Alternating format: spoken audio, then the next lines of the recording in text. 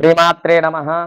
మరి శనీశ్వరుడు యమధర్మరాజు యొక్క సోదరుడు, సూర్యునకు ద్వితీయ కుమారునిగా జన్మించినటువంటి శనీశ్వరుడు పాల్గొన బహుళ నవమి రోజున రోహిణీ నక్షత్రయుక్త స్థిరవాసమనందున జన్మించి ఉన్నారు.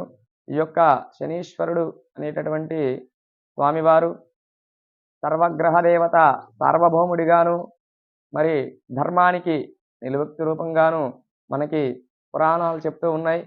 ఈ యొక్క శనీశ్వరుడు ధర్మంగా జీవించేటటువంటి మానవుల జోలికి కానీ, ధర్మమైనటువంటి మార్గములో నడిచేటటువంటి మానవుల జోలికి కానీ రారు. ఈ యొక్క యమధర్మరాజు నీలివర్ణము కలిగి నల్లని వస్త్రములు ధరించి ఉంటారు. ఈ యొక్క శనీశ్వరుడు అందరూ కూడా చెడు భావన చూస్తూ ఉంటారు ఈ యొక్క శనీశ్వరుణ్ణి. ఈ యొక్క శనీశ్వరుడు అనగానే ఏదో చెడుగా ఆలోచించడము, చెడు భావన చేయటము, శనీశ్వరుణ్ణి చూడగానే ఏదో భయంతో ఉండడము చేస్తూ ఉంటారు. ఈ యొక్క భావన చాలా తప్పు. శనీశ్వరుణ్ణి దూషించడం ద్వారా సకల దేవత దూషణ చేసినటువంటి ఫలితం కలుగుతూ ఉంటుంది. అదే శనీశ్వరుణ్ణి అర్చించడం ద్వారా సకల దేవతలను అర్చించినటువంటి శుభ ఫలితం కలుగుతూ ఉంటుంది.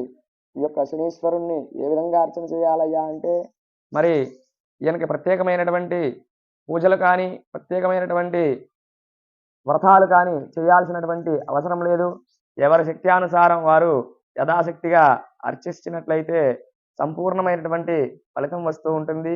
ఈ యొక్క శనీశ్వరుడు ఎవరి పూర్వజన్మ కర్మ ఫలితాలను బట్టి వారికి సమకాలంలో ఈ యొక్క కర్మ ఫలితాలను అనుభవించడానికి కష్టాలనేటటువంటి ఇస్తూ ఉంటాడు. ఆ యొక్క కర్మ ఫలితాలను ఇవ్వడం ద్వారా వారి యొక్క పాపము పరిహారమై రాబోయేటటువంటి ముందు రోజుల్లో శుభ ఫలితాలు కలుగుతాయి. ఈ యొక్క శనీశ్వరుణ్ణి నువ్వుల నూనెతోటి, అదేవిధంగా నల్ల నువ్వులతోటి, నీలిరంగు పుష్పములతోటి, తెల్ల జిల్లేడు ఆకులతోటి అర్చించడం ద్వారా సంపూర్ణమైనటువంటి శనీశ్వరుని యొక్క అనుగ్రహం ఉంటుంది. అదేవిధంగా దగ్గరలో శనీశ్వరుని యొక్క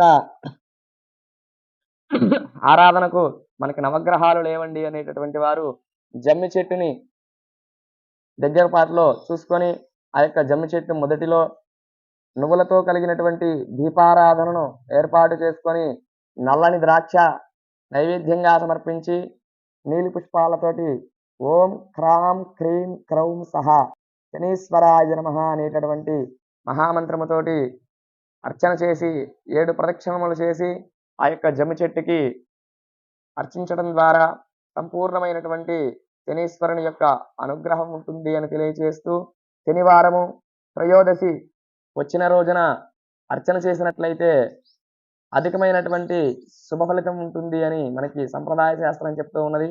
కావున శనివారము త్రయోదశి ఏ రోజైతే వస్తూ ఉంటుందో ఆ యొక్క రోజున గమనించి నవగ్రహాల దగ్గరకు కానీ, లేదా జమ్మి చెట్టు దగ్గరకు కానీ వెళ్ళి శనీశ్వరుని యొక్క ఆరాధన చెయ్యండి.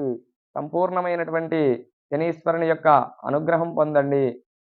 ఓం క్రాం క్రీం క్రౌం సహా శనీశ్వరాయ నమః అనేటటువంటి మహామంత్రాన్ని జపిస్తూ శనీశ్వరుని యొక్క అనుగ్రహానికి పాత్రులు కండి. ఎవరు కూడా దయచేసి శనీశ్వరుణ్ణి తప్పుటి భావంతో, చెడు భావంతో చూడవద్దండి. ఎందుకయ్యా అంటే శనీశ్వరుని దూషణ చేయడం ద్వారా సకల దేవతలను దూషించినటువంటి ఫలితం వస్తూ ఉంటుంది. కాబట్టి శనీశ్వరుణ్ణి భక్తితో ఆరాధించండి, శుభ ఫలితాలను పొందండి. స్వస్తి.